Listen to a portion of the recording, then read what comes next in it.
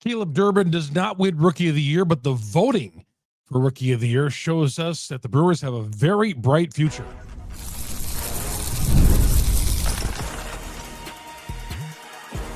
You are Locked On Brewers, your daily Milwaukee Brewers podcast, part of the Locked On Podcast Network, your team every day. Great to have you along here on a Monday. My name is Chuck Freimund, longtime sportscaster here in the state of Wisconsin, and proud of working for Locked On Brewers, part of Locked On Podcast Network. We are your team every day. Locked On Network, the number one sports podcasting network out there. Great to be a part of it, and appreciate you for being along for the ride as well. Coming up on the show, Durbin, he doesn't win Rookie of the Year, but it shows plenty on how things should go for in the future for the Milwaukee Brewers. Freddy Peralta could be staying a Milwaukee Brewer going into a contract year, according to one baseball insider, Dave Gasper, who covers the Brewers from the game in the state of Wisconsin. He'll join us. We'll talk some Brewers free agency and who they might be interested out there. Well, the voting came down tonight regarding Rookie of the Year, and all these postseason awards will be rolled out here in the next few days, in weeks or so. And Caleb Durbin finished in third place for Rookie of the Year. Drake Baldwin finished in first. He won it. Madison West, graduate, state of Wisconsin, 19 homers, Rookie of the Year, deserved it. There's no doubt about it. Caleb Durbin, certainly you can make an argument for him for Rookie of the Year. But the fact that what's even more impressive to me is that 4 Milwaukee Brewers got votes for Rookie of the Year. 4 of them. 4. Now, Isaac Collins, I thought for most of the summer, was the favorite. And I even said here on the show, what about Caleb Durbin? How come he's not being considered? Durbin passed up Collins. Collins was 4th in the voting. And then Jacob Mizarowski and Chad Patrick also got votes. I mean, the Brewers were so represented so well in this, and rightfully so, because all these guys played huge parts, some more than others, in the Brewers getting the 97 wins this year, right? Caleb Durbin over at third base. Caleb Durbin, they put him over at third base, and he excelled. Now, I remember back in the offseason when Boone, the Yankee manager, was talking about Durbin. He said, and I didn't know if it was lip service at the time or not, and he might have been bulking Durbin up for the trade market, but he was talking about Durbin in the offseason before he got traded to Milwaukee about how, he could be a part of the Yankees infield in 2025. And I believe that was at the baseball winter meetings he was talking about that. And I heard that, and I'm like, come on. I mean, Caleb Durbin's going to crack the New York Yankees. And then he got here, and he got called up. I started the year in the minors, called up, and I thought he was fantastic all season long. Exceeded my expectations. Far exceeded my expectations. In fact, him and Ike Collins, 2 guys in this team who far away exceeded anything I thought. I did not want to put Durbin over at third base. I thought he was too small to play over there, but he handled that like Cal Ripken Jr. over at third base. He was doing everything over at third base and getting the job done, and I thought he was great. And offensively, clutch moments. You know how big I am on clutch moments. You can put up all the nice, pretty little numbers all year long, but if you don't come through in the clutch and deliver in big moments, doesn't matter a hill of beans if you bat 325 or not. But I want to see you come through and deliver when it counts most. And he did that. And you know what? He didn't strike out a lot either. 256, 11 homers, 18 stolen bases, 53 RBIs. That's a pretty good starting point for Caleb Durbin.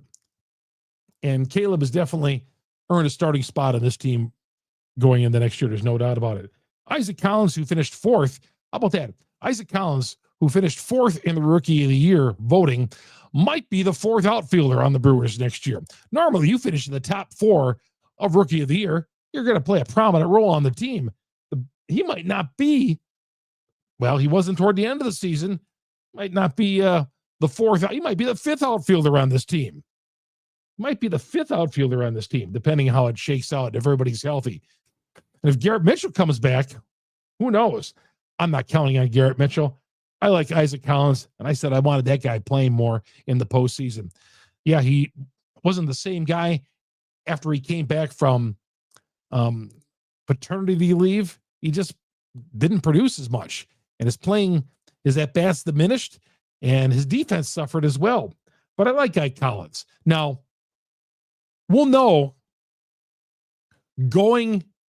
next year whether he was just a flash in the pan or he's the real deal. Because again, he's a guy who's you might think a late bloomer. I like him. Now, same thing with all these guys, right? Caleb Durbin, I said he'll get a starting spot next year, but I've seen it where guys have been up for Rookie of the Year, Pat Listash, a long time ago, and won it and never materialized, never did anything after the rookie year. So it's up to Durbin and Collins to continue to get better. And Collins has got more to prove because he lost his playing time at the end of the season there. So we'll see. Guy we never talked about in the offseason last year, but Ike Collins, big moments. What always sticks in my mind regarding Isaac Collins is the home run that he hit against the Mets. But I want Ike Collins part of this. He's part of the grit of this team. There's certain guys who are part of the grit of this team. And when I say that, guys who aren't afraid to get their hands dirty, right? You could say Sal Frelick is one of them. You could say Caleb Durbin is one of them. And Terang is one of them. Monasterio is one of them, although he's a utility guy. We like Monasterio on this team, but he's not afraid to get his hands dirty either. And I'm missing one more out of there. Collins, Durbin, Terang, and Frelick. Of all four of those guys, and Monasterio. There's others as well, but when I think of guys who are gritty players, you need some guys like that, but you also need superstars. You need guys who are not gonna be afraid to get their hands dirty like those guys, but then you also need superstars in this team. And then the other guys getting votes. Mizarowski going to be a starter, I think, next year in the rotation, no doubt about that. And Chad Patrick, still a question mark on whether he's going to start or come out of the bullpen. I thought he was best used this year coming out of the bullpen. I thought he was really good, but we'll see where he is needed on this team. All right. So that's what happened with the Rookie of the Year. And I think that bodes well for the future of the Brewers because the Brewers won 97 games and they won with young guys this year. What we said, if you could win and continue to develop players like the Brewers are doing, that's a good thing. It's one thing to win 97 games with a veteran team, an old aging team. Okay. The 82 Brewers won with an older team for the most part. And I'm not comparing these guys to the 82 Brewers, although I have in the past, but the 97 Brewers who won the most games in Brewers history, they got a young team. And when you win with a young team like that, that gets you excited going in the next year. Now you just got to do a few things to fortify other parts of this team where, maybe we thought were strengths that a few areas they can improve in. Freddy Peralta. Freddie's name is always in the news, I feel, these days. He's the number one topic out there as far as an off-season rumble. When I say rumble, chatter out there by us media folks and all that. So one report that, the ball, again, these national guys look at the Milwaukee Brewers, as you know, like fantasy baseball. Like they could just come over and take our guys and draft our guys, and we're just giving these guys away. But, the one writer, Mizarowski, says Boston could really use Freddy Peralta, and the Red Sox got some infielders, Abreu and Duran, who the Brewers could be interested in. All right, we could talk about that. But then Bob Nightingale, who's around the Brewers a lot. He was around Milwaukee a lot in the postseason. I feel like of the national guys, Bob Nightingale has got his hands on the Milwaukee Brewers, his fingerprints on the Milwaukee Brewers. In fact, I think I'm going to try to get him on a podcast coming up this winter. He says the Brewers, he reported today that the Brewers are leaning or are going to keep Peralta. And that's a good thing, right? That's a real good thing. Keep Peralta and run it back one time with him on the $8 million. And then if you're not in the race in July, trade him. Just trade him, right? Just trade him.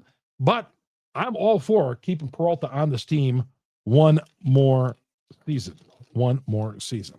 All right, when we come back, we'll talk about a couple of these topics.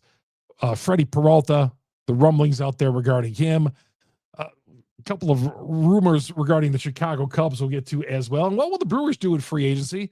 We'll talk about all that coming up next with our guy, Dave Gasper, friend of the show from the game, covers the Milwaukee Brewers. That's next here on Locked On Brewers. Locked On Brewers brought to you in part by FanDuel. FanDuel, America's #1 sports book for a reason. Hey, this time of the year, there's so many things going on. The NBA is back. You got college basketball in full swing. Some games going on in the afternoon. I feel like there's college football every day. No better place to get in on all the action than FanDuel, the official sports betting partner of the NBA. You miss this opening tip-off of a game like tonight. If you like the Bucks were getting the number after they got down by 11 against the Mavs. The Bucks came back in the fourth quarter and got the job done. Point is, FanDuel is great for live betting. It keeps every game exciting, especially when your team is making that late push like the Bucks did tonight. Right now, FanDuel giving new customers $300 in bonus bets when your first $5 bet wins. That's right. Bet $5, it wins. They're going to put 300 big ones into your account. So head to FanDuel.com, sign up, play your game with FanDuel. FanDuel, the official sports betting partner of the NBA. Chuck Freimund here on Locked On Brewers, part of Locked On Podcast Network. We are your team every day. By the way, our podcast, you get it on Google, Spotify, Apple, wherever you download your podcasts, audio podcasts on all the platforms. We're the #1 Brewers podcast on the internet because of you, great Brewer fans out there. And if you're already listening to us on the audio platforms, go to YouTube, search Locked On Brewers, hit the subscribe button, hit the bell. That'll alert you every time we drop an episode on Locked On Brewers. And also hit me up on Twitter as well, Chuck Freimund, Freimund.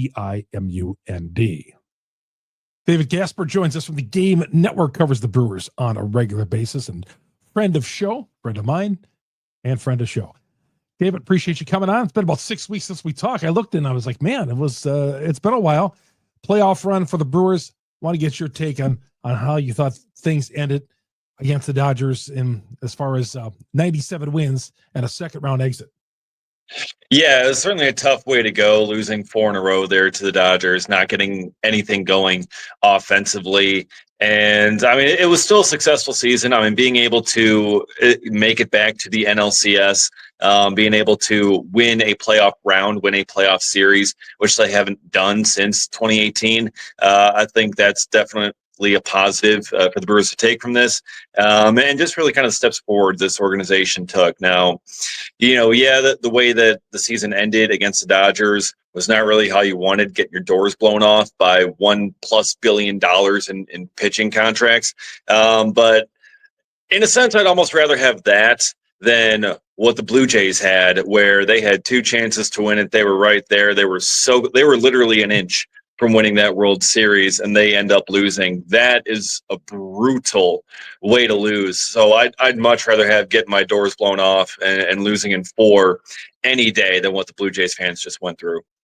To me, losing is losing. And I said that second round, but it was actually the third round because they had a bye in the first round. So I guess the NLCS technically is the third round of the playoffs.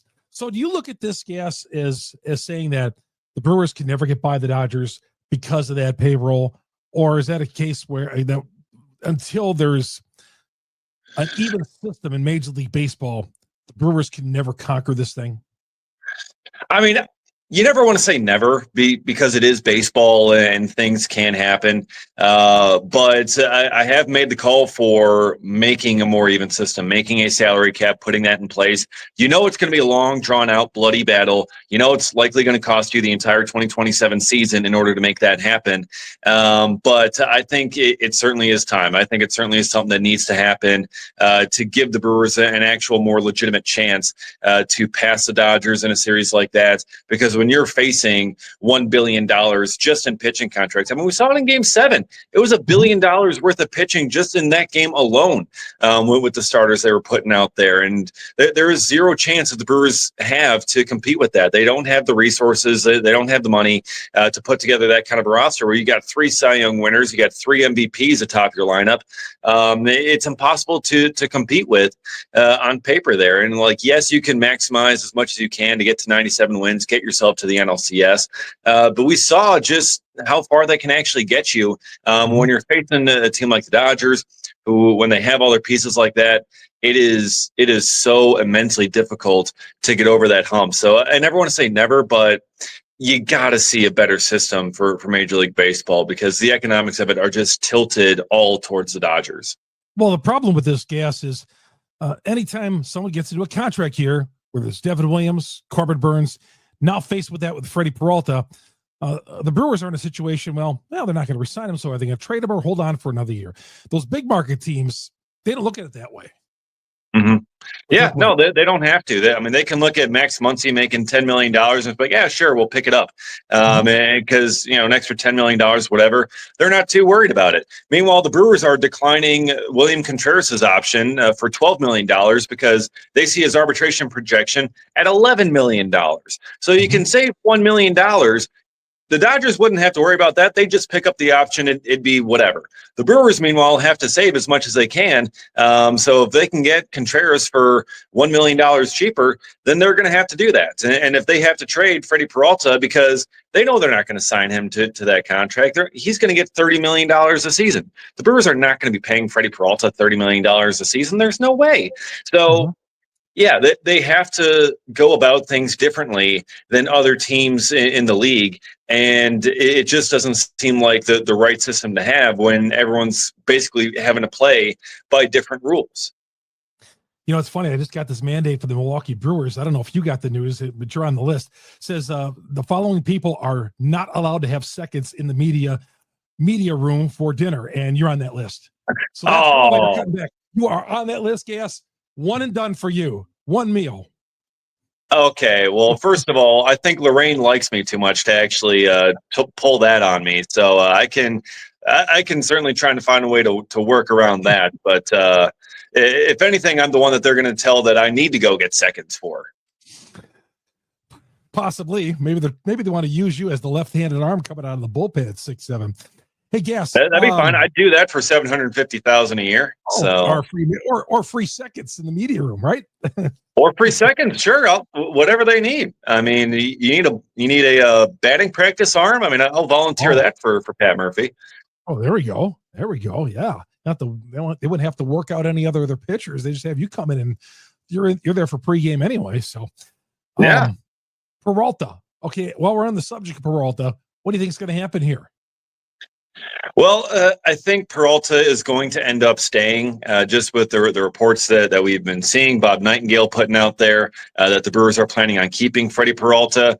I've leaned just slightly towards him staying, about 51.9, as I've been saying, that he's going to stay versus him going. And just with what he means to that clubhouse, what he means to that rotation, I think you have to have him coming back. And the Brewers have control over whether or not Peralta stays or goes. And with Brandon Woodruff, the other veteran starter that the Brewers have, they don't have as much control over whether Woodruff stays or goes. They've given him the qualifying offer, but he is a free agent and he can sign elsewhere. And if another team puts in a better offer than the Brewers, then there's a very good chance that Woodruff leaves. And I think you got to have at least one of those two back in that rotation for next year to lead this young group, to be there for the Quinn Priesters, the Jacob Mizarowskis, the Chad Patricks, and Robert Gassers of the world. I think you got to have one of those two veteran starters, and you have full control over what happens with Peralta. You don't have full control over what happens with Woodruff. So right now I'm leaning towards Peralta is going to stay. Now, if Brandon Woodruff re-signs with the Brewers, then maybe it becomes more possible that Peralta ends up getting moved. But for right now, the way I'm seeing it, I think Peralta is going to stay. I want to run it back for one more season. As I want him to stay, I just have a feeling they're going to trade him because they're going to try to stack up the draft pick again. and they're going to lose him. They know they're not going to sign him to a contract extension. But on the other hand, I would love to keep him because let's say you're not in the race mid-July, then you could trade him that way. Yeah, that's true. I mean, there's always that possibility that the Brewers are out of it. And now we said that for the last couple of years, if the Brewers are out of it in July, they can trade them. And then lo and behold, here comes July and the Brewers are in first place and they don't end up being in position to trade him. They tried that once with Josh Hader being in first place and trading a guy heading towards free agency. And that did not really go over well. So I think they've learned their lesson from that one. I think really the only question is whether or not the Brewers believe in Peralta fully as that Willy Adames comp, where they kept Adames until free agency because they knew how valuable he was to that clubhouse and how important it was to have him on that team. But Adames was a position player playing every single day. Peralta is a starter, plays every fifth day. So a little bit different in terms of valuation. If Peralta gets hurt, completely changes what you could possibly get for him. Now, even if he is hurt, I think Peralta is still going to get a contract above $50 million. So you would still get that top draft pick if you give him that qualifying offer next offseason. So I'm still leaning in favor towards holding him. But because he is a pitcher and because that value can change so much with an arm injury, I think there's also a decent chance that he ends up getting moved. We come back. Will the Brewers do anything in free agency? We'll ask Gas about that. We'll get to that coming up next here on Locked On Brewers. Locked On Brewers, part of Locked On Podcast Network. We are your team every day. This episode brought to you by Game Time. Game Time, terrific place if you want to buy tickets for a baseball game, basketball game, football game, concerts, you name it. Just pull up the Game Time app. A couple of taps later, you're going to get an amazing deal. Got amazing tickets for the Bryan Adams concert last week in Chicago. Right on Game Time. 100% authentic tickets delivered on time at the best price, and all the fees are included. So the price you see is the price you pay. And right now on Game Time, create an account, use the promo code LOCKEDONMLB, and you'll get $20 off your first purchase. Terms apply. Again, promo code LOCKEDONMLB, $20 off your first purchase. Whether you're going to concerts, sporting events, you name it, comedy shows, they're all there for you. All in the Game Time app. Very easy to use. And I love the zone deals as well. Pick the section. Game Time picks the seats. You save big. But again, you got to download the app. Use the promo code LOCKEDONMLB. $20 off your first purchase. Terms apply. Locked on MLB for $20 off. Swipe, tap, ticket. Go download the Game Time app today. And of course, you should remember, once you get closer to game time or your concert, those tickets begin to drop. About 2 hours beforehand, right up to showtime, right up to first pitch, opening tip, kickoff, they start to drop like a stone. Locked On Brewers, part of Locked On Podcast Network. We are your team every day. Great to have Dave Gasper here on a Monday talking some Brewers baseball. What is usually a Packer Monday in the state, but we're making it a Brewer Monday here in the state of Wisconsin. You know, you mentioned Woodruff a little while ago. Again, the $10 million from last year on the buyout, picked up the option at $20 million. Is he going to come in at $32 million? He's already cost the Brewers $10 million. Is he going to? What do you think he's going to do in that situation, or is he looking for a long term? You hear on the market that maybe 3 years, $75 million might be the way to go. Yeah, I think for the option, the $10 million was already kind of baked in for the Brewers. So I don't think they're that worried about him getting $32 million or something over that year. And I'm not really sure that Woodruff is looking at it that way either. I think Woodruff, it's more on the latter point there where he's looking towards a long-term deal because this is, in all likelihood, his last chance to get a multi-year deal. I mean, you're coming off of, shoulder surgery. You finally came back. You proved you were healthy and you still got it. You can still get outs. You can still be effective as a starter coming off that devastating shoulder injury. Even though the fastball velocity was down a little bit as you get further away, perhaps that velocity can tick back up. And, even still, he's proven he's effective. So I think a 2 to 3 year deal is something that's well within reasonable expectations for Brandon Woodruff. And also, I think it is something that the Brewers would be willing to do. I think the Brewers would be willing to look at a 2 or 3 year deal for Brandon Woodruff. I don't see 4 years happening. And not with him entering his age 33 season and that kind of injury history. I don't see 4 years guaranteed coming from the Brewers or really anyone. But 2 to 3 years, I think, is a definite possibility. It's his best chance to cash in on that kind of a deal, because if he takes the qualifying offer, then hits the free agent market again next offseason, heading into his age 34 year, it's going to be that much more difficult to get the extra years to get the multi-year deals for him. So this is really, I think, his best chance to cash in. I think he ultimately ends up rejecting the qualifying offer and finding a multi-year deal on the market. When healthy, he's worth every dime. 3 years, $75 million, worth every dime. The problem I have, Dave, is if he doesn't stay healthy and you're the Brewers and you sign with even a 2-year deal, man, that's an awful lot of money to suck up if you only get a handful of starts over 2 years on the guy. Yeah, it is. But I mean, that's the risk with anyone. I mean, the Brewers have seen Christian Yelich miss a lot of time with injury, and they've been paying him $26 million a season. And it is tough, but that's really what it is when it comes to pitching, when it comes to trying to keep your guys around. And the Brewers do love Woodruff. Woodruff loves the Brewers. And just kind of having it over the short term makes it a little bit more palatable. And yeah, I just think with what Woodruff is looking for, it's not anything unreasonable that the Brewers can't give. How active do you think the Brewers will be in free agents, or is this a case where they're going to be waiting until spring training before they see who falls through the cracks? Yeah, I think this is more the latter case when it comes to free agency, because let's be honest, the Brewers aren't losing much in free agency. I mean, you got Rhys Hoskins heading out to the open market. You've already really got his replacement in Andrew Vaughn. I mean, he was replaced before the season was even over. So that's one hole already taken care of. Then outside of that, I mean, you're losing a couple of injured guys with Shelby Miller, Jordan Montgomery. So you weren't really counting on them much anyways. Those spots were already kind of filled. And in the case of Montgomery, he never actually pitched for you. And then other than that, yeah, it's Brandon Woodruff leaving. Danny Jansen leaving. You got Jefferson Carroll already slated to be your backup catcher, so you don't need to get anything there. And with Woodruff heading out, I mean, your rotation, you've got 8 legitimate candidates for rotation spots behind Freddy Peralta. So you've got plenty of options internally already for the starting rotation. So you don't really have much need there in free agency. I mean, really, you're looking at maybe a couple of bullpen arms. We'll see who they have as their priority bullpen arm that they really want to go and bring in, and how good they might be this year.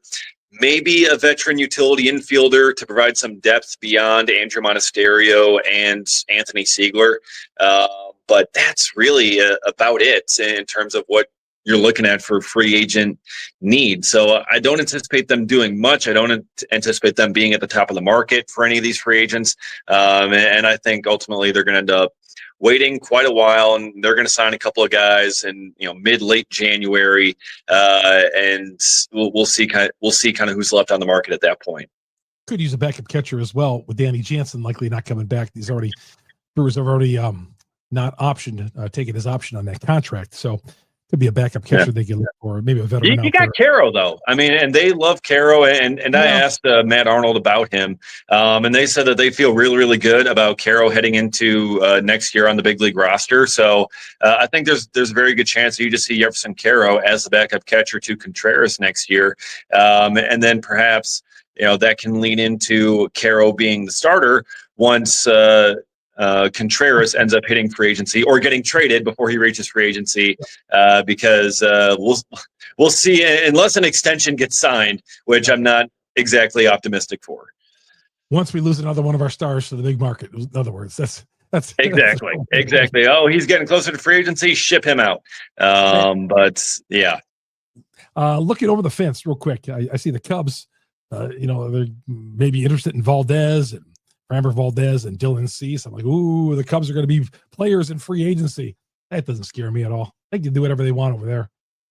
They say it every single year, don't they? I mean, they got so much money to spend that they're going to be getting all these top free agents because they're the Cubs. They got a ton of money. And then every year Ricketts cries poor, and they don't end up actually signing the big name guys that they think that they're going to sign. So I'll believe it when I see it on some of those big name guys.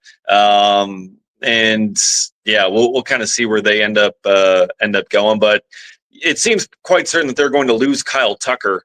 So that's a big bat out of their lineup. No matter who they bring in, I doubt they're going to be able to adequately replace Kyle Tucker. Yes, let's catch up again in December after the baseball winter meetings and see if there's any shuffling around and all that. Thanks for stopping by. Thank you.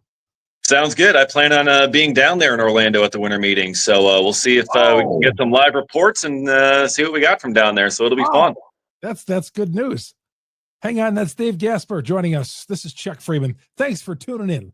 Locked On Brewers. We get great guests like David Gasper from The Game. The Game Network covers the Brewers on a regular basis. My name is Chuck Freimund.